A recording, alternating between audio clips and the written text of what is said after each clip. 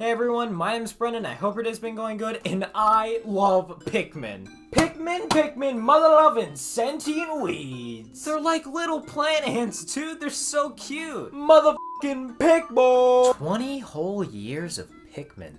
And can you believe in all that time we got as few games as we did? As far as mainline games in the series go, most recently we got Pikmin 3, which was the first game of the franchise I ever played, and the one that made me a Pikmin fan. After that, I got this abomination as a gift, and then proceeded to excommunicate it from my life.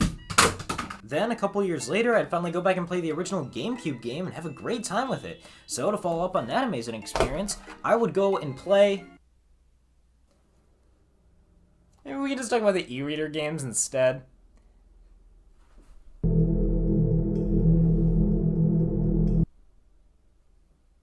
That's a magic vacuum hole in the floor. Whoa! Whoa! God damn it, my ass bone. Welcome, sinner. Ugh, wait, what? Who are you people? We are the collective of Pikmin 2 entrepreneurs, or COPE for short. What are you guys coping with? The loss of our beloved. Oh, okay. That's great and all, but why the hell did you bring me here exactly? This might just be me, but this kind of thing feels illegal. Talking about Pikmin 2 is illegal? No, abducting someone into a Pikmin 2 collective void is illegal. Silence! We have brought you here because you do not like Pikmin 2. There's a club for that? It's a cult! Get it right! Yes, we meet every Monday. Specifically so that we can conspire against wrongdoers like you! Wrongdoer? Wait, I'm on your geek hit list just because I don't like Pikmin 2? But that's just my opinion! It's not just an opinion. You need to be punished for your actions. Punished? What are you talking about? I'm allowed to have my own opinions on the games I play. Not in your case, swine! If you complain about a game to an audience of people, then that'll give the game a bad look overall. They're right, you know. Are you guys serious? Just because I give my opinion on something, and make a fool out of myself, publicly, doesn't mean that you should take that as fact. My opinion isn't the end-all be-all. God, why do I even have to say this? I feel like I'm dealing with an angry mob on Twitter.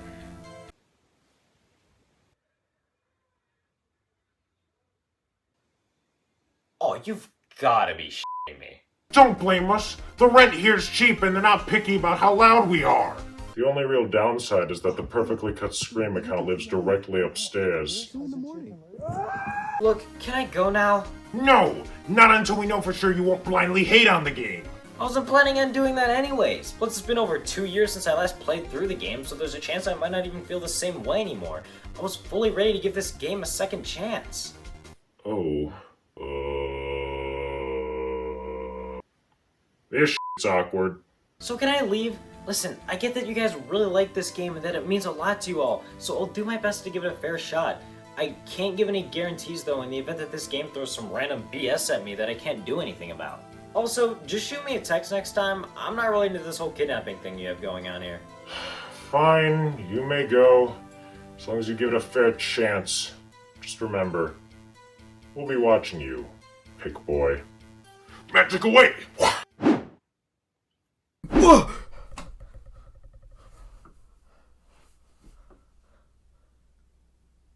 So Pikmin 2, am I right? Pikmin has always been a more niche franchise, even back during its first title on the GameCube in 2001. It had some strange marketing, and generally just seemed like a pretty different game. Like, you show an 8-year-old at this time a copy of Smash and a copy of Pikmin, you think they're gonna take the game where you get to beat the shit out of Luigi, or the game where you lead an army of daffodils toward a sentient fungus? I've never believed Pikmin to be an easily marketable game. It's such a strange seeming concept for an RTS that first impressions from an ad alone, in my opinion, isn't really enough to do the idea of Pikmin justice. Pikmin's just one of those games that you have to play for yourself in order to really get an idea of if you'd like it or not. Despite all of that though, the original Pikmin was actually able to sell pretty well for itself on the GameCube, all things considered. It sold so well in fact that it would warrant a sequel to be created and released 3 years later on April 29th, 2004. Welcome to the New Testament, bitches!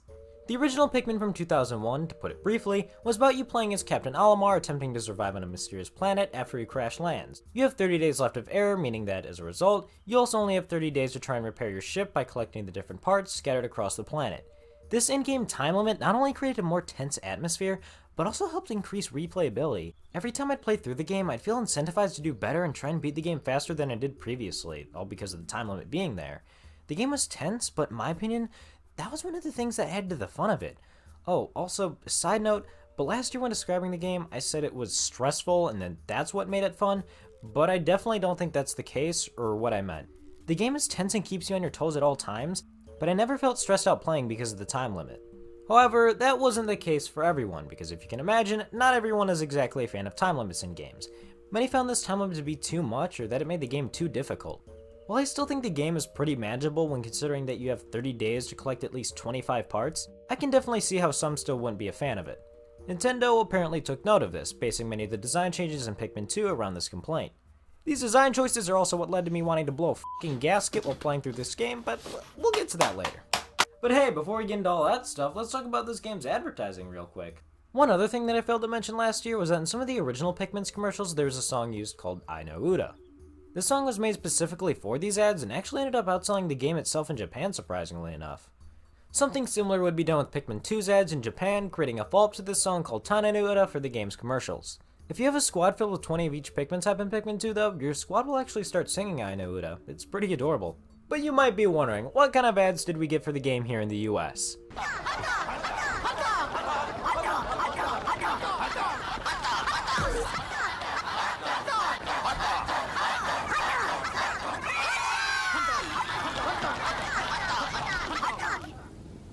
I said with mustard.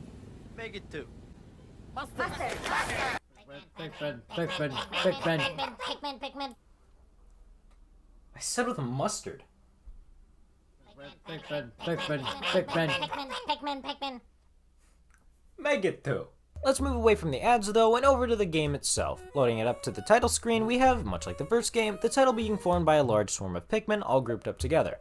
Unlike the first game though, we now have a more dynamic title screen with different enemies interacting with the Pikmin, as well as the seasons changing. It's pretty nice. Okay, before we actually start up a new playthrough, I want to make something clear if it wasn't already. I don't like this game very much. There were a lot of new mechanics and features added to this game that, when I played through it for the first time, I really didn't have that great a time with it. It was annoying, tedious, and even stressed me out at times. Despite that though, I saw the game through to the 100% mark and played as much of it as I could. Even though I didn't really have a great time with it a couple years ago, I'm willing to go back in with a fresh mind and try and give it a second chance. This game picks up right where the last game left off. Almar travels back to his home planet, Hocotate, after escaping the Pikmin planet in the first game. He lands back at his workplace, a shipping company called Hocotate Freight, and learns of some terrible news while he was away. A new employee by the name of Louie, while on his first mission, was supposedly attacked by ravenous space bunnies, losing his shipment of golden Pikmin carrots, and sending the company into crippling debt. The president of Hocotate Freight also tells us that the only asset they had to sell off in an attempt to repay the debt was the SS Dolphin, the same exact ship we spent all of last game repairing and that Almar nearly died trying to get back together. I swear, if we don't have some sort of lucky and convenient solution to this devastating problem in the next 2 seconds, then I'm going to mercilessly curb stomp Louie.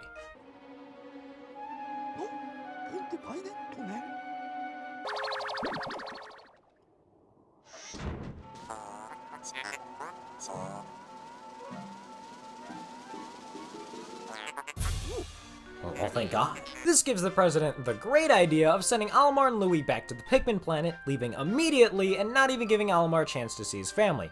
All, mind you, after nearly dying on the Pikmin planet during his first visit.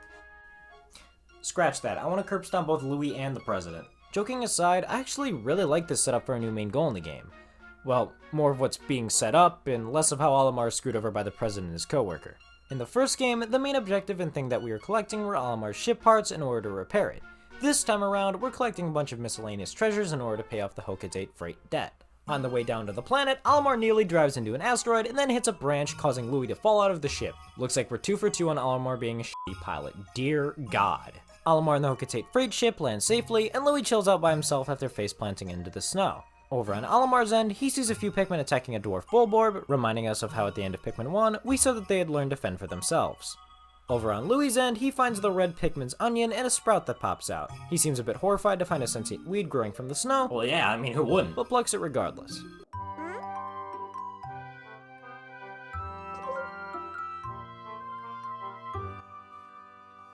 sweet, a carrot!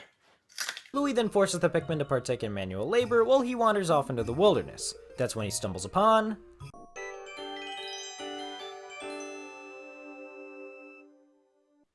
Oh, sweet, a battery! Duracell, what the f are you doing here? So, just like the gamer battery would lead you to believe, there's blatant product placement in this game. But what if I told you that this product placement wasn't just Nintendo selling out to make some extra money, but rather something that, in a weird way, enhances the experience and something that I actually prefer being here? A bunch of the different treasures in this game are real-life products like this. Chapstick, Skippy peanut butter, bottle caps from various drinks, goddamn Vlasic pickles. Having something like this in the game might seem weird or annoying, but it's honestly pretty cool. It makes it so that every time you're collecting treasure, it keeps you wondering what kind of weird and out-of-place product placement that you'll see next. Like, yeah, I'd love to look at this 3D model of a corned beef can. Even Nintendo's got some of their own products as treasures. A Game & Watch, an NES D-pad, even a Rob the Robot. Not to mention that having products like these really helps to emphasize the small size of Olimar and Louis, as they're only around as tall as a GameCube memory card. Also, it makes sense considering the planet they're on is essentially post-apocalyptic Earth, making placement from real-world brands actually make a bit of sense, as grim as it is. Oh, I take it back, Duracell. I'll use many of these fucking things as you want me to. Even disregarding the product placement treasures, there's still some pretty interesting ones. Collecting treasure and bringing it back to your ship is also super satisfying to do. One of the things that helps with this is the introduction of Mr. Louis Pikmin. Having an extra captain to use throughout the map to help with multitasking is really nice. You can have one captain working on building up your squad of Pikmin, with the other going off and collecting treasure. It's honestly my favorite edition of the game. Also, using the Pikmin and bringing them around with you is just a lot more enjoyable since they've improved AI compared to the first game. Plus, the Pikmin don't trip nearly as much as they did in the first game, because that was an annoying problem that would pop up on occasion, and one that's now virtually non-existent. Wow, Brendan, you've got all this time and haven't complained about Pikmin 2 yet. Were you just lying for attention, or maybe you're starting to actually come around to the game and enjoying it? Maybe. We reunite Olimar and Louis, crush a bag, kill some wildlife, and break down a wall only to see...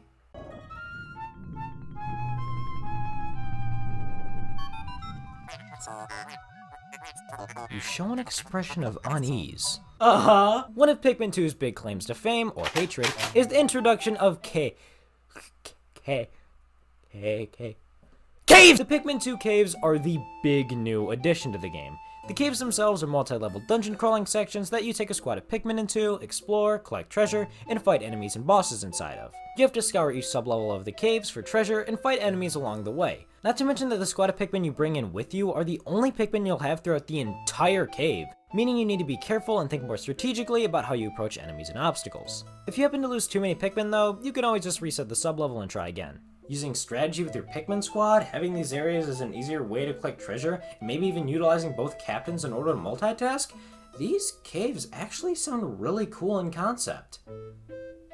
Keyword in concept. Aside from my feelings on the majority of the caves in the game, which I'll talk more about soon, I actually really like this first cave. It gives you a basic idea of how caves will, or at least should, work. It shows the player how Pikmin lives are a lot more valuable down here, and any Pikmin you lose can't be easily replaced. It shows the player how certain treasures can be collected to unlock new areas in the world map, as well as new abilities. It even shows the player that you can find some new Pikmin types down in the caves. It eases the player into the cave gameplay, and is pretty fair about things. And then later we'll be talking about how that philosophy doesn't stick around for very long. About those new Pikmin though, this game introduces 3 new types, all of which can only be found and are grown in the caves. We have the Purples, who were introduced early on in this very first cave. Purple Pikmin are some pretty hefty boys, having 10 times the weight and strength of a normal Pikmin. This means that they can carry a lot heavier objects and do a lot more damage to enemies. On top of that, they also have a slight homing ability when thrown above an enemy, as well as being able to stun enemies. To balance things out a bit more, they are the slowest type of Pikmin when running. Still not very balanced despite that though, they are stupidly overpowered. After that, the next area of the game introduces us to White Pikmin. White Pikmin are a lot smaller and faster than other Pikmin types, can dig up buried treasure, and are immune to poison hazards. On top of that, White Pikmin themselves are also poisonous, meaning that if an enemy eats them, they'll be damaged by the poison. The last new type of Pikmin is a pretty weird, but pretty interesting one.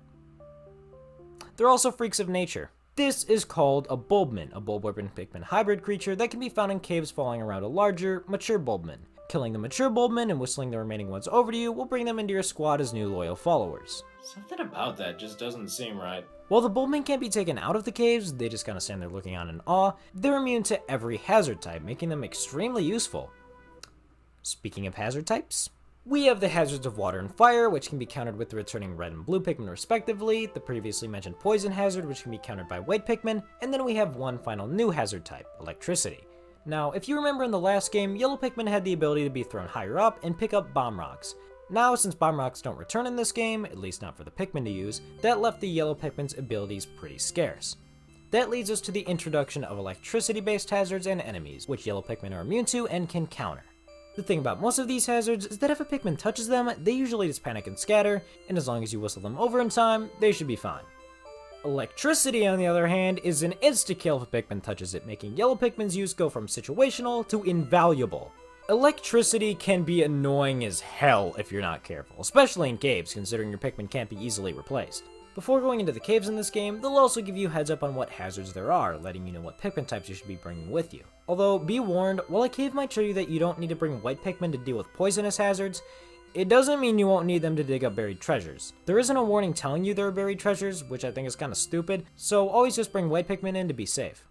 Moving away from the Pikboys and their abilities though, I want to actually talk about the general gameplay of Pikmin 2, both above and below ground. Starting above ground at your home base, things are already pretty much the same as the first game. You have the 3 onions for the red, yellow, and blue Pikmin, as well as your ship for the Pikmin to bring the main collectibles to. The only real change to this is that your purple and white Pikmin are stored in your ship and can be taken out from there. Pikmin control is also obviously the same as the first game. You can throw them, have them collect stuff, whistle them back, and then send them out into the deadly and horrifying field of battle in the midst of a plant war. Retreat! Retreat! Men, I'll admit, we shouldn't have pissed off that f***ing daffodil! I'd say that the different above ground areas this time around are pretty much the same size as the last game, if not only slightly bigger. One cool thing about the maps though are how they're just remixed versions of the first game's maps, now with new obstacles and even new seasons. Although having new seasons does beg the question of how long it took Olimar to travel back from the Pikmin plant the first time, and how long it took him and Louie to get there this time. Regardless, I like these above ground areas, they're cool. You can find the different treasures strewn about these different areas, some just lying there, some inside of enemies, and some buried underground. Exploring these areas and collecting treasure in them are pretty fun, especially now that you have both Olimar and Louie to control and split up the workload. One new addition that I think works really well with the tag team of Marble and Louise is the introduction of the berry sprays. Finding one of these berry stems and bringing back 10 of a certain type will result in the creation of a spray that you can use in battle. The first one is the Ultra Spicy Spray, which causes Pikmin in your squad to have increased speed and damage when it's used. Then the next one is the Ultra Bitter Spray, which, when used, turns any enemy directly in front of you to stone like your Nintendo's Medusa. What? Yeah, this spray is stupidly overpowered, and there's nothing really stopping you from spending days just building up a massive supply, considering that they got rid of the day system in this game. I can't believe I almost forgot! The next reason why Brennan doesn't like this game, the lack of a day limit. Pikmin 1 had a system in place which gave you a set amount of days to collect all of the ship parts. While some might not have liked Pikmin 1 for that, I personally found that it added fun tension to the game. It gave it stakes and a reason to shoot for new records on repeat playthroughs. The time limit in combination with the game's shorter length is what made it so fun and replayable. In this game, that day limit, sense of urgency, and reason to do better on repeat playthroughs is completely gone. The game director's reasoning for making such a major change to the game's structure like this was that they wanted to make the game more about exploration, which I can completely get behind.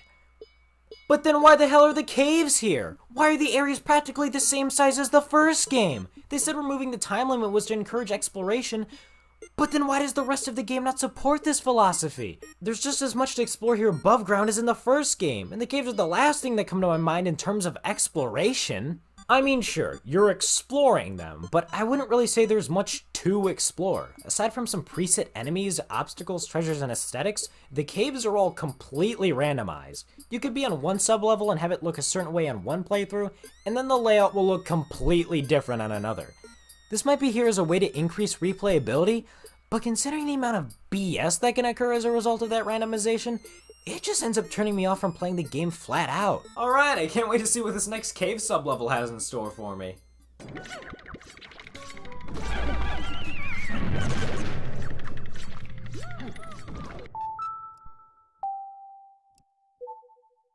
Okay, well maybe we'll have better luck next time around.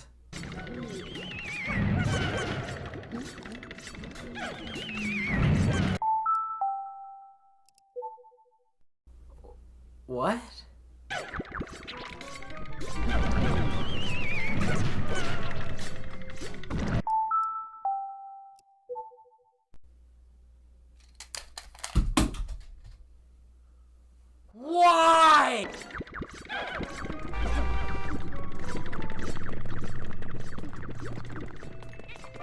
don't stop, don't stop, don't stop, don't look back, just run! Not to mention that there are really only a few different aesthetics that appear throughout every cave, making it so that none of the caves really stand out in my mind. Like, look at these caves and tell me which one is the White Flower Garden and which one is the Subterranean Complex. They're both from the Snagrit Hole. Out of the 14 caves in the game, there are really only a few that I can remember well, and even then they're only specific sublevels. There's the one where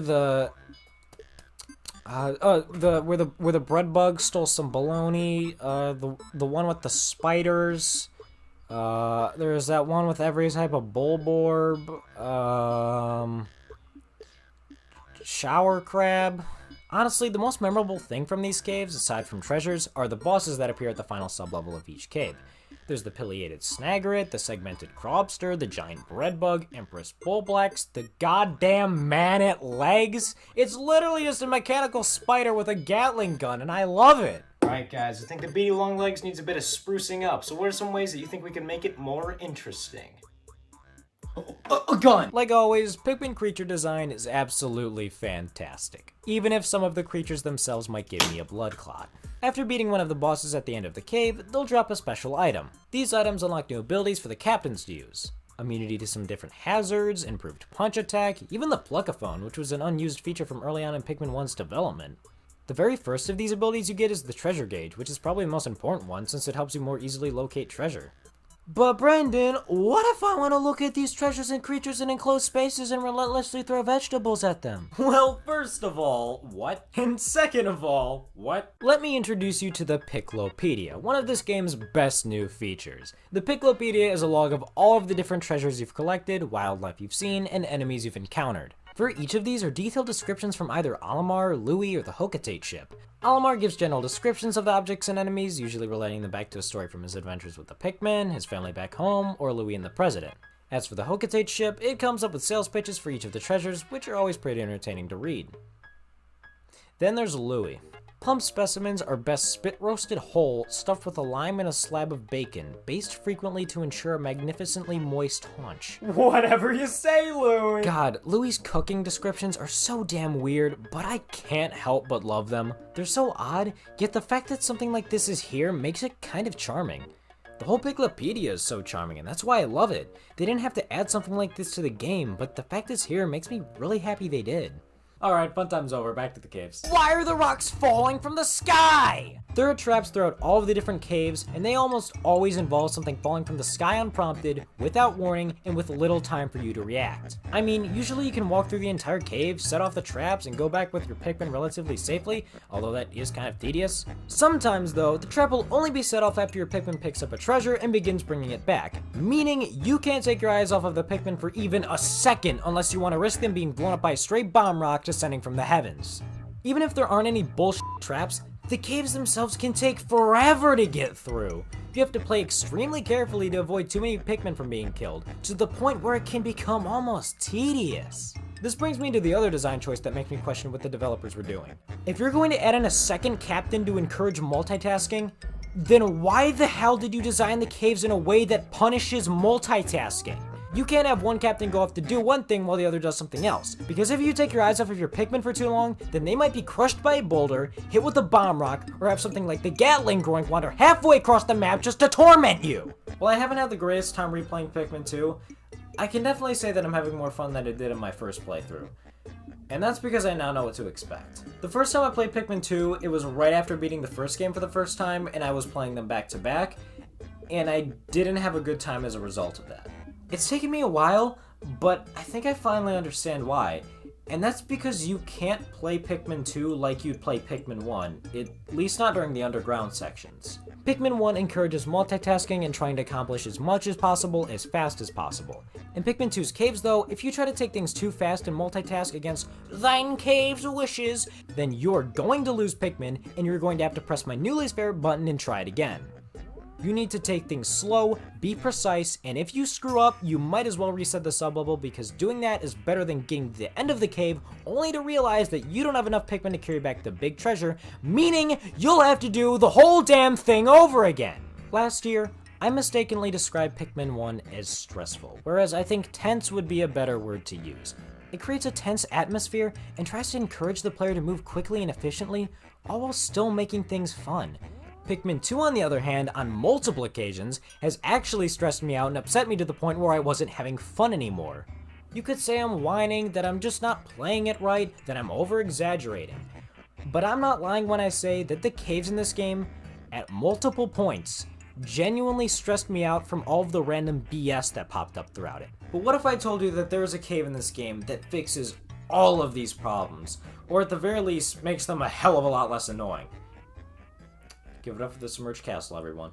The entrance to this cave, unlike all of the others, is completely surrounded by water, meaning the only Pikmin you can take with you are blues.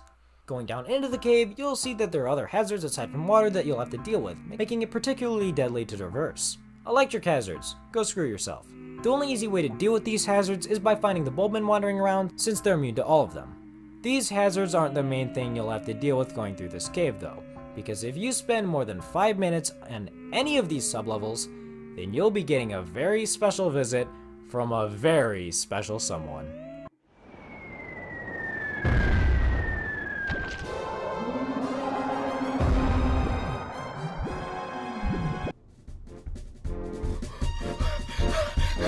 Say hello to the water wraith. It's such a cuddly little teddy bear, it just wants a hug.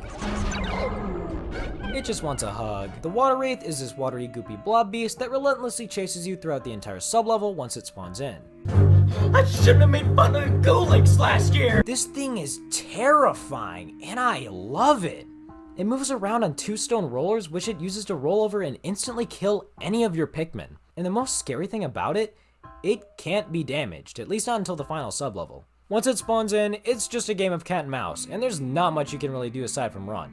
If you're trying to go for all of the treasures, you either have to work really fast, or deal with trying to collect them while being constantly hunted down. This sounds like it wouldn't be fun to deal with, but my god, it's just what the caves needed to make them more fun. It adds back the tension from Pikmin 1 that's been lacking this entire game. It gives me a reason to try moving as fast and efficient as I can, all the while having little time to do it. If more of the caves in the game had stuff like this keeping things tense, but not stressful, then I feel like I'd have a lot more fun with the caves. Although this cave isn't completely safe from BS either, as there's some bomb rocks that fall from the ceiling in some of the later sublevels. Come on, Submerged Castle, you were this close to being perfect. Honestly, I think one of the most satisfying parts of the cave is the final sublevel where you gain access to purple Pikmin through these candy pop buds. The thud created by purple Pikmin landing on the ground causes the water wraith to get scared and then vulnerable to attack. The hunter becomes the hunted, and I am the hunter. But what if now, after beating the Submerged Castle, you found that you've made enough money from the treasure to pay off the debt? Well, I'd say it's about time we head back to Hocotate and take a victory lap. Oh boy, can't wait to go pay off this debt, see my family again, and retire happy. Shit, I forgot Louie. Yeah, so somehow Olimar forgot to leave with Louie and left him back on the Pikmin planet. Then the credits begin playing for the game over clips of Louie trying to survive on his own. You know what? I'll give Pikmin 2 this. It keeps the weird but interesting endings, like with Pikmin 1's bad ending. It's strange, but I kinda like it. Pikmin 2 takes a different approach to endings compared to the last game. In Pikmin 1, there were 3 endings based on how many ship parts you collected within the time limit, whereas this game has 2 definitive endings. The first one when you pay off the debt, and then another one when you collect all of the treasure and find Louie. So, we tell the president that we lost Louie, to which he responds he'll take Louie's place on a journey back to the Pikmin planet. This is the same guy who's been outrunning debt collectors and living under a bridge for the past 2 weeks. May God have mercy on us all. Heading back to the Pikmin planet, we've now unlocked one final area of the game, the Wistful Wild. In this area, there are 3 final caves for the player to go through: the Cavern of Chaos, the Hole of Heroes, and the true final cave, the Drewdan. Surprise, surprise, these are my least favorite caves in the game. This is mainly due to the fact that the traps are even worse and more prominent in these caves than in any previous ones, as well as how they just won't f***ing end. Since these caves are so ridiculously long and tedious to get through, I'm gonna be sending my good friend Spelunky Sammy down into them to clear a path while I talk about, dear god, anything but the caves. Cavern of Chaos, Sublevel 1, Log 1. The weird bug thing got stuck in a tube and I had to sacrifice the little yellow guy to get this annoying wretch out of my way. Cavern of Chaos, Sublevel 4, Log 7. The Emperor of Chaos and Pain has returned, but now his piss easy to beat the shit out of. Cool, I guess. Cavern of Chaos, Sublevel 8, Log 34. This damned artillery on legs has been chasing me around for the past 3 hours, and I can't find the exit. 70 Pikmin are dead, and more being eaten every minute as I run through this minefield of mushroom bears. This area looks so pretty. I'm a sucker for fall aesthetics, and the Wistful Wild looks really nice. Let's take a look around and see some more of the wildlife. The Wistful Wild has 3 different berry stems all right next to each other, which is nice to have when preparing to go into these caves.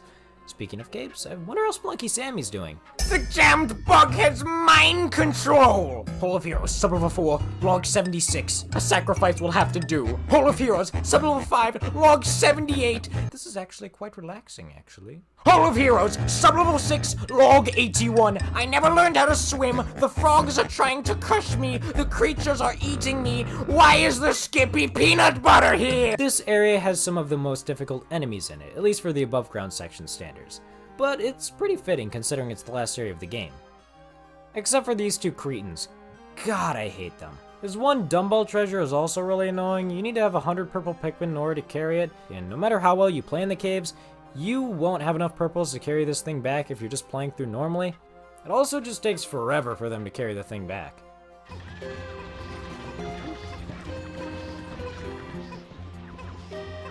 Wait, no, wait, please, just hold on a second. Wait. Carry it back faster, please, just get into the ship.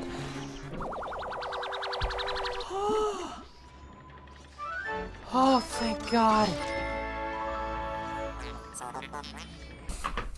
Welcome to the wall. I hope you enjoy your stay. The best way to grind for purples that I recommend is by constantly going to sub-level 8 of the subterranean complex until you have enough.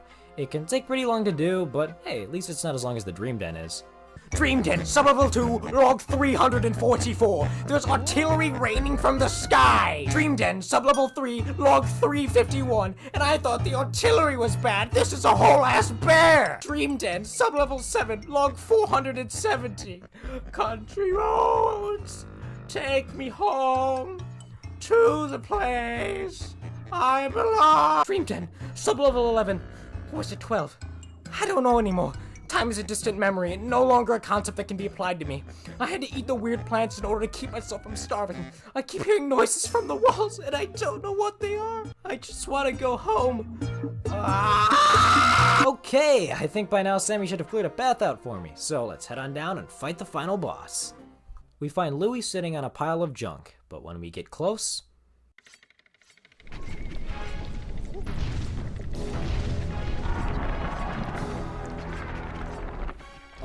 No, pack it up, kids. We're going home. The final boss of the game is the Titan Dweevil, a giant spider with the ability to use all of the different elemental hazards. Water, fire, poison, and the insta-kill electricity. So basically bring in a bunch of yells and you'll be fine. Don't get me wrong, I think this final boss is really cool and fun. But when the hazards aren't super balanced and one of them can insta-kill, you basically just need to take out the electricity generator and then the rest is a breeze from there. Regardless, I still think it's a lot more fun and definitely a better final boss than Emperor Bullblocks from Pikmin 1 was. We save Louie, head back up to the surface, and take off from the Pikmin planet to end the game. The credits this time are definitely a lot more cinematic and emotional than before. Disregarding my feelings towards this game for a second, I think it's a great last scene to end the game with. And we're officially done with Pikmin 2. Just kidding. There's also a challenge mode and 2-player battle mode in this game. The challenge mode is a bunch of time challenges where you have to collect treasure while going down through a cave. The fact that these are time and have a preset amount of Pikmin going in adds in a bit more strategy that was missing from the main caves. There's also less BS spread throughout, which, when you know it, actually makes things more enjoyable. They're still not my thing, but I definitely enjoyed my time with them for what it's worth. Completing all of these challenge stages without losing any Pikmin in each one, because that wouldn't be a pain in the ass to do, rewards you with a cutscene.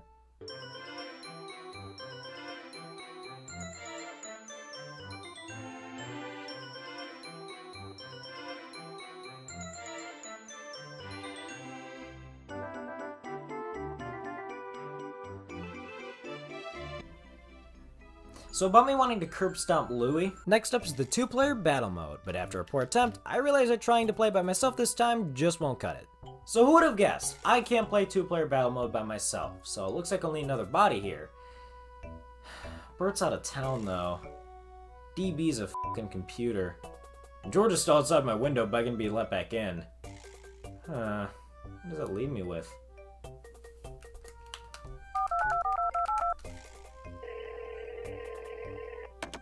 Hello? Hey, is this the IRS? Came here as fast as I could. What's up? I need help playing plant sh**. Are there tax evading turnips in it? There are plants that assist a pilot in making money so that a greedy corporate president can evade debt collectors. Is that close enough? Not paying off taxes, not paying off your debt. Pikmin Pac-Man.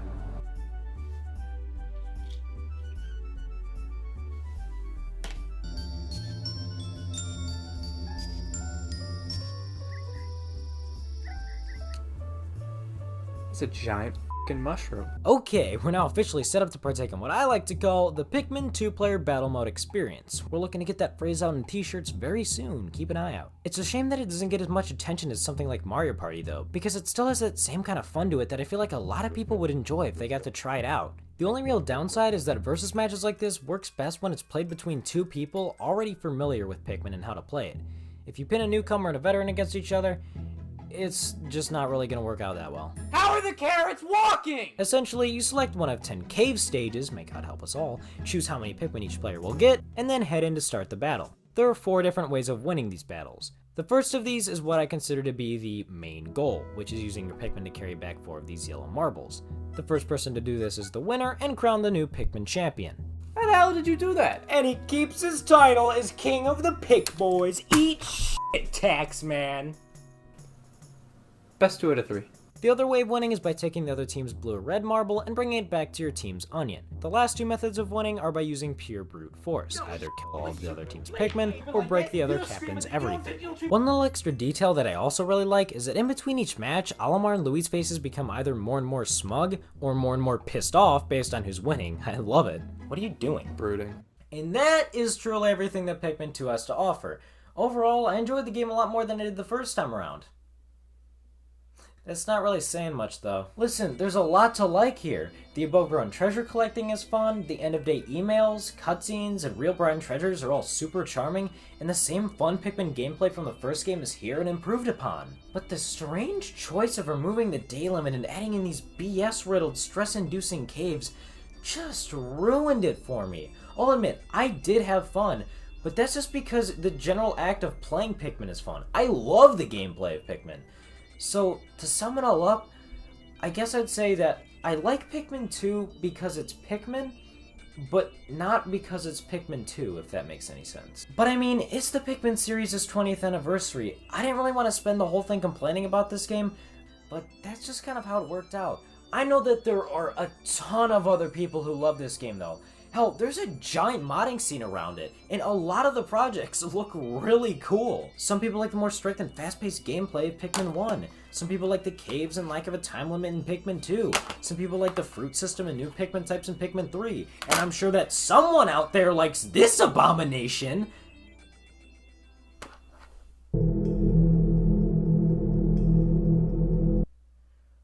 Oh no. What? Wow!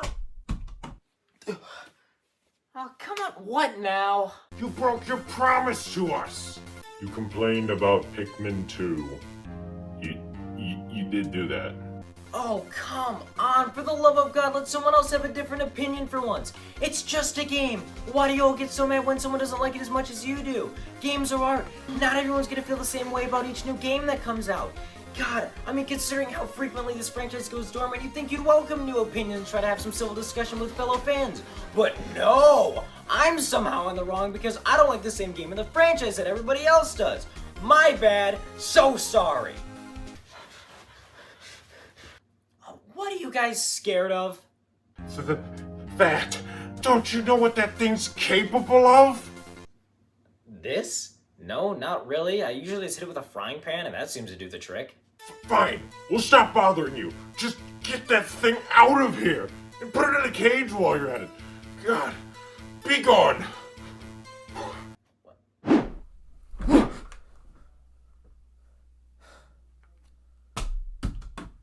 What the heck am I supposed to talk about now?